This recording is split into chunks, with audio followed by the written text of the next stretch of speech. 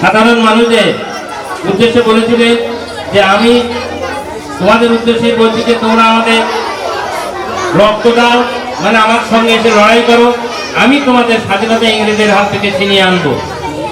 সেই ভূমিকায় আবু সাইদ ইসলাম।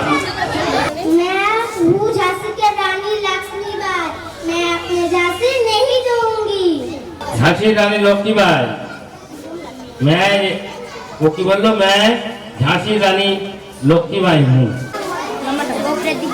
I am Bhagat Singh, Indian freedom fighter. Boom! Inqilab Zindabad, Inqilab Zindabad, Inqilab Zindabad. তোমার পরে বড় হয়ে শুনবে এর আগে জালিয়ানওয়ালাবাগে হত্যাকাণ্ড ছিল, সেখানে ইংরেজদের বিরুদ্ধে ভগৎ সিং তরুণ তাজা ছেলে ভারতবর্ষের স্বাধীনতার জন্য ইংরেজদের বিরুদ্ধে, ইংরেজদের হটানোর জন্য গুলি চালাতে, ইংরেজদের বিরুদ্ধে বোম চালাতে, মাতৃভূমিকে রক্ষার্থে সে কখনো পিছপা হয়নি। নিজের জীবন উৎসর্গ হয়ে যাবে, কিন্তু কখনোই সে পিছপা হয়নি। ইংরেজদের আমাদের এই দেশ থেকে হটাতে হবে, মাতৃভূমিকে আমাকে রক্ষা করতে হবে। মাতৃভূমি মানুষদের জন্য সে কিন্তু বন্দুক হাতে তুলে নিয়েছিল।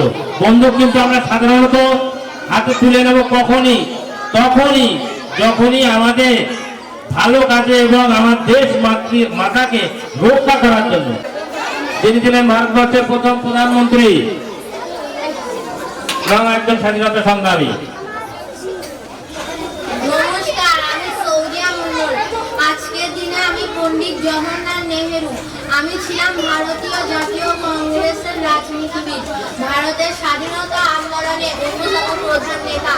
আমি স্বাধীন ভারতের প্রথম প্রধানমন্ত্রী। গান্ধীর দর্শন ও নেতৃত্ব আমাকে গভীরভাবে আকৃষ্ট করেছিল। আমাকে বেশ কয়েকবার কারাবরণ করতে হয়েছিল। কারাবরণে থাকা অবস্থায় ডিসকভারি অফ ইন্ডিয়া নামক বইটি লিখেছিলাম। শিশুদের মধ্যে চাচা নেহেরু নামে পরিচিত ছিলাম। নমস্কার। ধন্যবাদ সৌজা মন্ডলকে। জওহরলাল নেহেরুর ভূমিকায় সে যে কথাগুলো বলল, আমাদের ভারতবর্ষ যখন স্বাধীন হয়নি, প্রাক স্বাধীনতার যুগে তখন একটা দল ছিল ভারতের জাতীয় কংগ্রেস। সেখানে মহাত্মা গান্ধী, পণ্ডিত জওহরলাল নেহেরু আরো বিশিষ্ট রাজনীতিবিদ ছিলেন, যারা ইংরেজদের বিরুদ্ধে লড়াই করে অবশেষে ইংরেজরা যখন 1947 সালে চলে গেলেন, ভারতের সংবিধান রচনা হলো। তারপর ভারতবর্ষের প্রধানমন্ত্রী হিসেবে কিন্তু পণ্ডিত জওহরলাল নেহেরুকে নির্বাচিত করা হয়েছে। নমস্কার, আমি রোমানা পারভিন। আজকের দিনে আমি সরোজিনী নাইডু। আমি ছিলাম একজন মহান স্বাধীনতা সংগ্রামী, রাজনীতিবিদ, কবি এবং লেখিকা। আমার জন্ম 13 ফেব্রুয়ারি 1879 সালে হায়দ্রাবাদের একটি বাঙালি পরিবারে। বাবা ছিলেন অঘ্রনাথ চট্টোপাধ্যায় এবং মাতা ছিলেন বরদা সুন্দরী দেবী। মাদ্রাজ বিশ্ববিদ্যালয় থেকে বিএ ডিগ্রি অর্জন করেছিলাম ও উচ্চশিক্ষার জন্য ইংল্যান্ড গিয়েছিলাম। 1905 সালে বঙ্গভঙ্গ আন্দোলনের সময় স্বাধীনতা আন্দোলনে যোগ দিয়েছিলাম। আমার কাব্য গুণাবলীর কারণে মহাত্মা গান্ধী আমাকে ভারত কোকিলা উপাধিটা দিয়েছিলেন। তখন থেকে আমি ভারতের নাইটেঙ্গেল নামে পরিচিত। স্বাধীনতার পর আমি উত্তরপ্রদেশের রাজ্যপাল হয়েছিলাম। আমি স্বাধীনতার পর প্রথম মহিলা উত্তরপ্রদেশের রাজ্যপাল হয়েছিলাম। জয় হিন্দ, বন্দে মাতরম। ধন্যবাদ রোমানা পারভিনকে।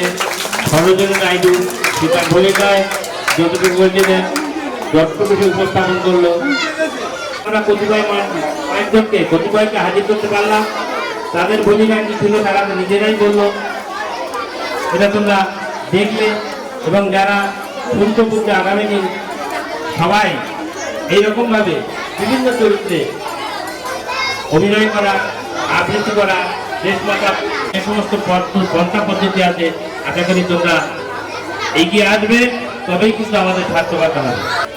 সমগ্র ভারতবর্ষের জাতিকে একত্রিত করে ব্রিটিশদের বিরুদ্ধে লড়াই সংগ্রাম করে অবশেষে স্বাধীনতা দিয়ে নিজে গুলিবিদ্ধ হয়ে মারা গেলেন। স্বাধীনতার সুখটুকু বা স্বাধীনতার পরবর্তী ভারতবর্ষের অবস্থানটুকু তার চোখে দেখার সুযোগ মেলেনি, ভাগ্যে মেলেনি। সেই মহাত্মা গান্ধী, মহান আত্মা, সেই মহাত্মা গান্ধী আসছে। আমাদের দ্বিতীয় শ্রেণীর ছাত্রী আলিজা খাতুন মহাত্মা গান্ধী থেকে আসছে।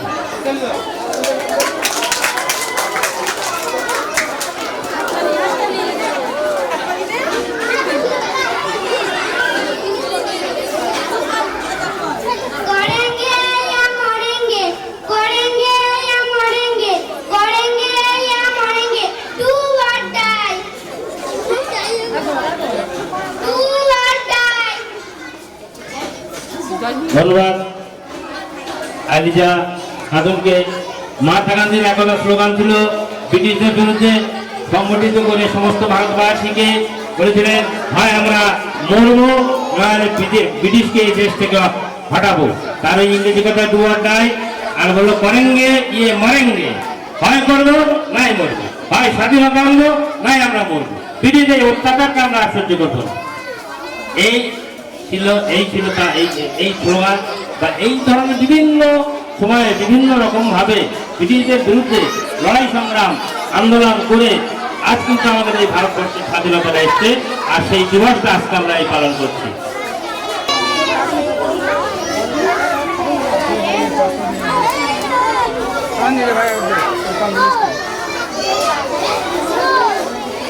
ভাই